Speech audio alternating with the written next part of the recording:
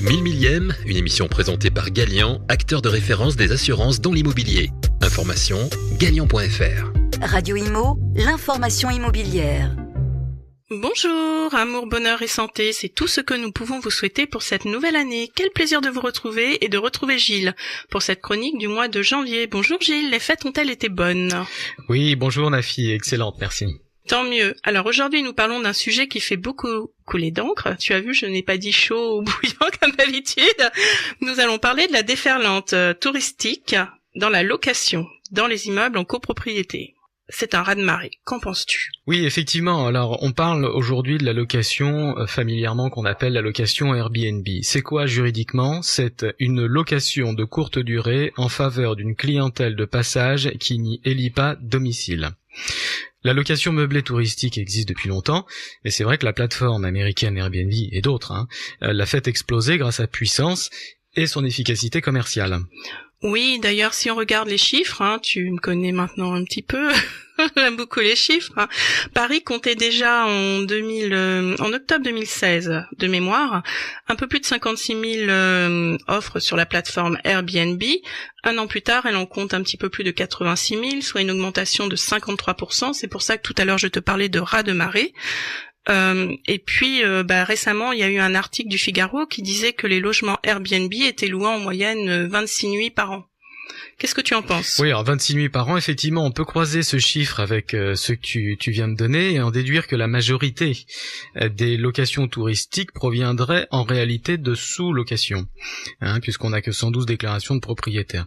Alors, la période de location pourrait donc s'entendre sur la durée des vacances, 26 nuits, et il n'est pas incohérent d'en conclure non plus que ces locations seraient donc en réalité le fait de locataires qui souhaiteraient rentabiliser leur logement durant leur absence, durant leurs vacances. Oui, tout à fait. C'est vrai que si on met 112 déclarations par rapport aux chiffres que j'ai donnés tout à l'heure de plus de 86 000, effectivement, on ne peut que te rejoindre. Il y a un autre phénomène qui doit inquiéter un petit peu la ville de Paris, c'est que depuis 2009, 20 000 logements, en fait, ont été retirés de la location classique. Alors, ce serait étonnant que les copropriétaires en aient tous fait un pied-à-terre. À mon avis, ils sont plutôt passés dans ce type de location. Qu'est-ce que tu en penses? Effectivement, c'est certain. Parlons de l'État aussi un peu. On dit que l'État a du mal à contrôler, on le voit, contrôler ce phénomène, parce que pour lui, surtout, c'est un manque à gagner important. Les revenus issus de ces locations ne sont en effet pas toujours déclarés, donc pas taxés. Il y a une mobilisation accrue contre ce phénomène, et notamment de certaines associations d'hôtels. Tout à fait. Mobilisation, réglementation qui s'alourdit et appel aux copropriétaires. Pourquoi les copropriétaires? Alors on y vient. On y vient aux copropriétés, puisque nous sommes gestionnaires. Oui. Donc on sait de quoi on parle. Alors la location touristique génère en effet des nuisances importantes en copropriété. C'est quoi? C'est des allées et venues incessantes, des problèmes de sécurité, l'impression que l'immeuble est ouvert à tous les vents, l'usure des parties communes, l'ascenseur notamment, l'aggravation des charges de copropriété, le nettoyage, le ménage, la sécurité, la consommation d'eau, les nuisances sonores pour le voisinage et parfois même des petites dégradations volontaires. On peut dire que la petite vie paisible de l'immeuble bourgeois endormi semble bien terminée. Et celle des gestionnaires aussi, parce que qui c'est qu'on appelle à la rescousse? C'est Super Syndic. Voilà, Super Syndic, le sauveur, effectivement, c'est quelque chose à gérer en plus pour nous. Ces locations touristiques. Alors plus sérieusement, pour éviter tout quiproquo, rappelons le rôle du syndic, il faut se souvenir qu'il appartient au syndic de faire respecter le règlement de copropriété et non l'obligation d'autorisation administrative. C'est très important. Oui, la différence n'est pas toujours bien entendue de nos clients. Et donc c'est la destination de l'immeuble, ce qu'on appelle la destination de l'immeuble, son occupation, qui conditionne l'autorisation de location. Donc dans un premier temps, le gestionnaire de copropriété va vérifier le règlement de copropriété. Oui, alors arrête-moi si je me trompe, mais tu as deux types de destinations, la destination bourgeoise et la destination mixte. Est-ce que j'ai raison? Oui, c'est ça. Et donc la différence est importante pour la location Airbnb. Prenons par exemple le cas de l'immeuble bourgeois. Alors si l'on considère que la location touristique est une activité commerciale, alors le syndicat des copropriétaires peut l'empêcher si l'immeuble est à destination bourgeoise, c'est-à-dire habitation et profession libérale, ou exclusivement bourgeoise, c'est-à-dire habitation uniquement. D'ailleurs, une réponse ministérielle du 21 mars 2017 a rappelé l'arrêt de la Cour d'appel de Paris du 15 juin 2016 qui énonçait que la location touristique d'un logement est une exploitation apparentée à une activité commerciale, donc contraire à la destination bourgeoise d'un immeuble. D'accord pour l'immeuble bourgeois, merci de tes éclaircissements. Qu'est-ce qui se passe pour les autres destinations, donc les destinations mixtes ? Alors, si l'immeuble est à usage mixte, c'est-à-dire habitation et commercial, la location touristique est donc permise.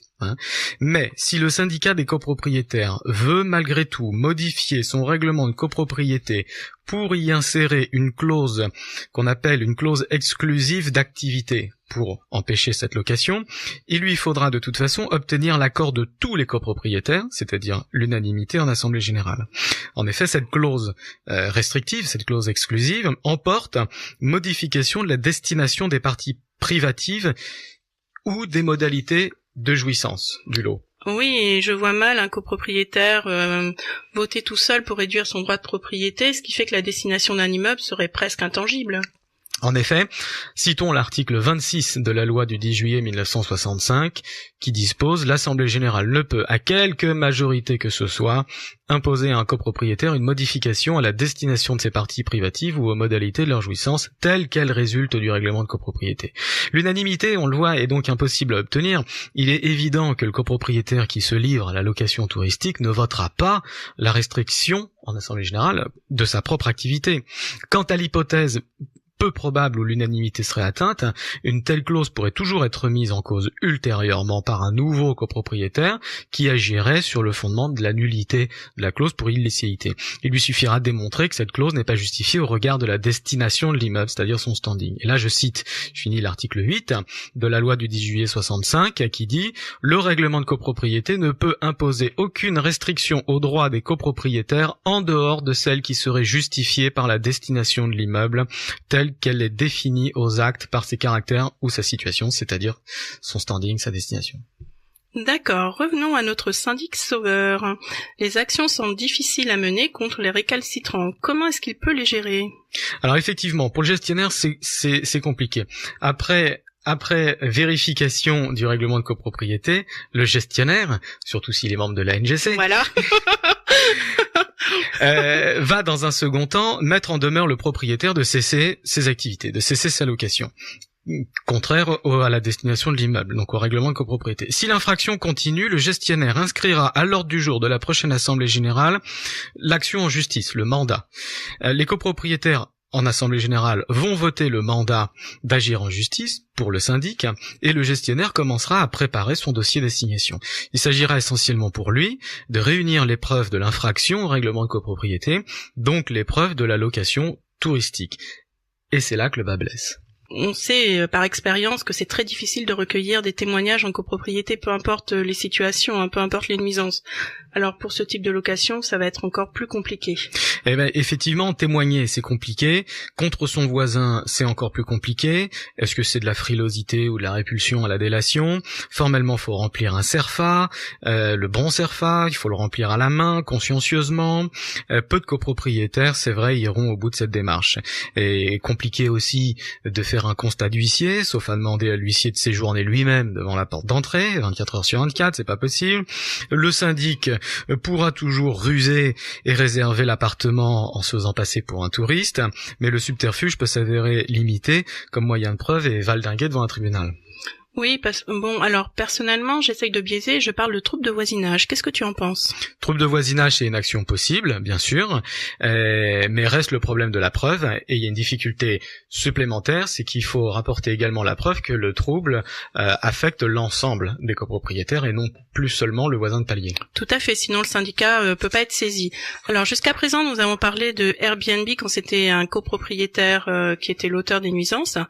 Qu'est-ce qui se passe quand c'est un locataire qui le fait sans l'accord de son copropriétaire ? De son propriétaire, pardon. Le locataire, son bail peut être résilié, et le syndicat, par le bailleur, mais le syndicat des copropriétaires peut agir aussi contre le locataire, alors soit en se joignant à la procédure du propriétaire bailleur qui découvre ou pas la situation, ou en agissant directement contre le locataire par la voie d'une action oblique en cas de défaillance du propriétaire bailleur.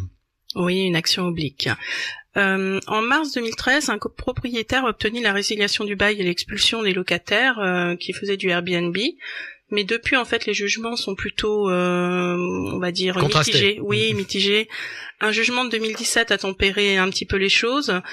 C'était un couple de propriétaires de mémoire qui demandait l'expulsion de ses locataires et le remboursement des loyers perçus, mais il a été refoulé. Et puis, il n'y a pas très longtemps encore, les bailleurs qui font des actions contre les locataires n'arrivent même plus à obtenir des condamnations financières, quoi. Est-ce que c'est le poids des pressions extérieures? Je sais pas, oui, qu'en penses-tu? Pour l'instant, la jurisprudence est partagée, puisque encore une fois, tout est une question de preuve. Donc, je pense que ceux qui gagnent, c'est ceux qui apportent un gros maximum dossier. de preuves, oui, bien ceux sûr. Qui perdent, c'est ceux qui ont un dossier léger.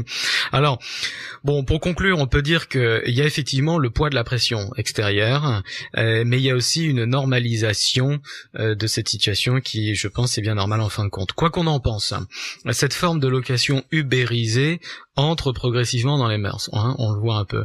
On finit par s'habituer doucement à cette nouvelle manière de consommer de la location touristique ou par renoncer à lutter contre elle. Alors c'est un moyen de louer qui est plutôt facile grâce aux plateformes internet, elle permet d'arrondir ses fins de mois, Elle permet aussi aux propriétaires de valoriser son patrimoine lorsqu'une location classique surprotectrice des locataires ne permet plus de le faire. Hein. L'économie collaborative et libérale bouscule certes les âmes conservatrices, mais je pense que tout rentre dans l'ordre rapidement. Finalement, les ministères, les mairies, les immeubles s'adaptent, les taxes se ponctionnent de mieux en mieux, les agents de la mairie contrôlent et les voisins se calment peu à peu, comme l'a écrit Thomas Fuller, le vœu fait dans la tempête est oublié dans le calme. Oui, donc finalement, avec tous ces problèmes que ça peut entraîner, pourquoi est-ce que tu penses que les locataires et les propriétaires continuent de faire appel à ce genre de location? Alors, ils continuent tout simplement parce que c'est plus rentable. Hein. Ah oui, la rentabilité, les sous. Bien sûr, c'est plus rentable. Notons que 12 nuits de loyer Airbnb sont équivalentes en moyenne à 1 mois de loyer classique. Donc on comprend l'engouement. Tout à fait. Et ce sera notre mot de la fin. Dans la prochaine chronique, nous parlerons formation. Merci d'être venu, Gilles. Merci, Nafi. Tu reviendras ? Bien sûr. 1000 millième, une émission présentée par Galian, acteur de référence des assurances dans l'immobilier. Information, galian.fr. Radio Imo, l'information immobilière.